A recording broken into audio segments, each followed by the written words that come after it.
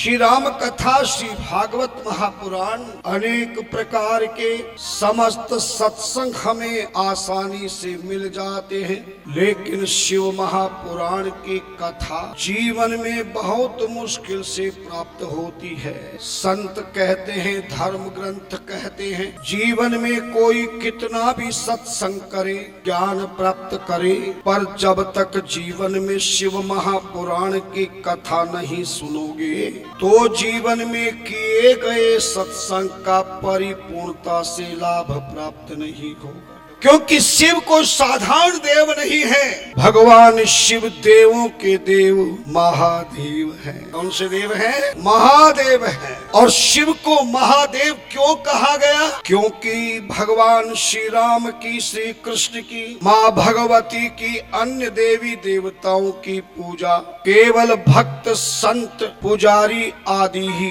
करते हैं, लेकिन शिव की पूजा केवल मनुष्य नहीं, भक्त संत योगी तपस्वी पंडित पुजारी सहित शिव की पूजा देवी देवता भी करते हैं। भगवान शिव को देवों का देव महादेव क्यों कहा गया है? सच बताओ, आप इसे पूछता हूँ। शिव की पूजा श्री राम जी करते हैं या नहीं? शिव की पूजा कृष्ण भगवान भी करते हैं। शिव की पूजा सीता माता करती है, पार्वती करती है, राधा रानी भी करती है। शिव की पूजा केवल मनुष्य ही नहीं, समस्त देवी देवता भी करते हैं, और देवता नहीं, भगवान शिव की पूजा राक्षस भी करते कि नहीं? बोलो ना। रावण ने शिव की पूजा की, कंस ने शिव की पूजा की, इसीलिए वो देवों के देव महादेव कहलाते हैं। और जब तक कोई शिव की पूजा ना करे, जो शिव की पूजा नहीं करता, कितने देवी देवताओं की पूजा करे, कोई भी देवी देवता उस भक्त की पूजा को स्वीकार नहीं करता जो भगवान शिव की पूजा नहीं करता है। इसीलिए भगवान शिव की कृपा के बिना सनातन धर्म के अनुसार किसी भी देवी देवता की पूजा स्वीकार नहीं होगी, कृपा नहीं होगी, भला बिना शिव की। भगवान श्री राम स्वयं कहते हैं, जीवन में शिव महापुराण की कथा सुनना परम आवश्यक हो, और शिव महापुराण की कथा को सुनने के पश्चात फिर जीवन में कोई सत्संग नहीं भी सुन सके तो कोई दोष नहीं। और संत कहते, धर्म ग्रंथ कहते हैं, बिना शिव पुराण की कथा सुने जीवन में अन्य कथाओं का फल प्राप्त होना बहुत मुश्किल होता। अगर आपको मेरी बात पर विश्वास नहीं है, अगर आपने कभी राम कथा सुनी होगी, तो राम कथा में वर्णन आता है कि एक बार भरद्वाज मुनि के आश्रम में याज्ञवल्क्य मुनि महाराज पहुँचे। सुना होगा राम। एक बार भरम कर नहाए, सब मुनि आश्रम न सिधाए, याज्ञवल्क्य मुनि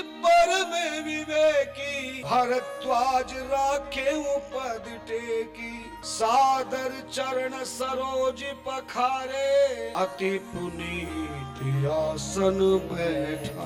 कुंभ के मेले में एक बार याज्ञवल्क्य मुनि महाराज जी भरद्वाज के आश्रम पर विराजमान थे। भरद्वाज ने हाथ जोड़कर कहा, महाराज मुझे श्री राम कथा सुना दीजिए। याज्ञवल्क्य मुनि महाराज बोले, ए भरद्वाज तुम बड़े ज्ञानी हो, मैं रामचरितमानस में बाल कांड के 48वें दोहे से लेकर 103 दोहे तक याज्ञवल्क्य मुनि महाराज राम कथा की जगह भगवान शिव की शिव पुराण कथा सुनाने लगे। व्यास गद्दी किस चीज की थी? कौन सी कथा की थी? बोलो ना। व्यास गद्दी राम की है, कथा सुनाने वाले राम कथा वाचक है। यजमान भी राम कथा के लिए बैठा है, लेकिन तुलसी जी वर्णन करते हैं राम कथा में। याज्ञवल्क्य मुनि महाराज ने राम कथा ना सुनाकर सबसे पहले शिव कथा सुनाई।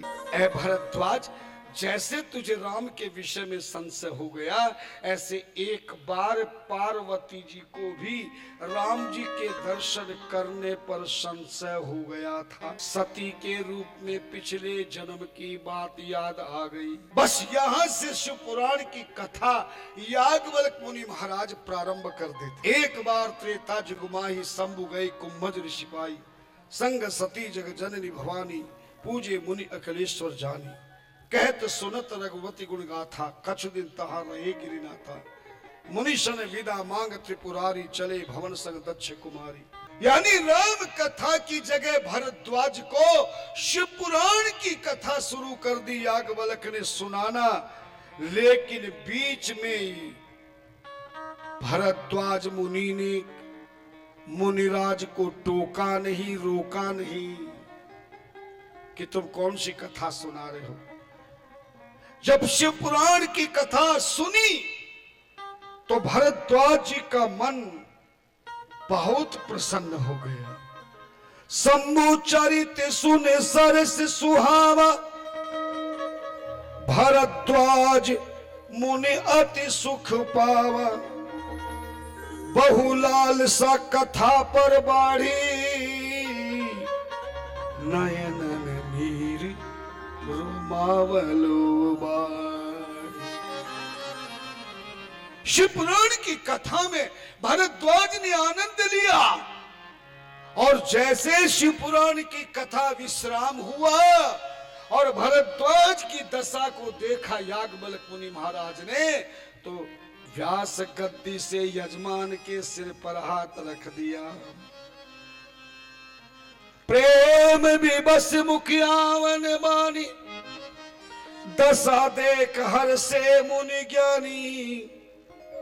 और क्या कहा याज्ञवल्क्य ने, अहो धन्य तब जन्म मुनीसा, तुम ही प्राण सम प्रिय गोरी।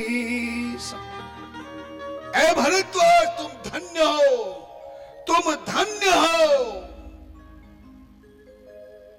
जो शिव के प्रति प्रेम करता है, जो शिव पुराण की कथा को प्रेम धन्य से सुन लेता है, उसी को श्री राम कथा का फल मिलता है। साफ कह दिया मुनिराज याज्ञवल्क्य ने, प्रथम ही मैं कही शिव चरित, प्रथम ही मैं कही शिव चरित। बूझा मर्म तुम्हार, सोची सेवक तुम राम के। रहित समस्त विकार, रहित समस्त विकार। भरद्वाज तुम शिव पुराण की कथा को सुनकर जो प्रसन्न हुए हो, इसलिए तुम ही राम कथा सुनने के अधिकारी हो। जो शिव पुराण की कथा नहीं सुने, कितनी बार भी किसी देवी देवता की कथा को सुन ले, कथा का पूरा फल प्राप्त नहीं होता। समझ गए ना? ध्यान देना। इसलिए आप परम सौभाग्यशाली हैं कि जीवन में कितनी भी कथा सुनी, लेकिन शिव महापुराण की कथा पहली बार सुन रहे हो। और बिना शिव पुराण की कथा सुने फल कैसे नहीं मिलेगा।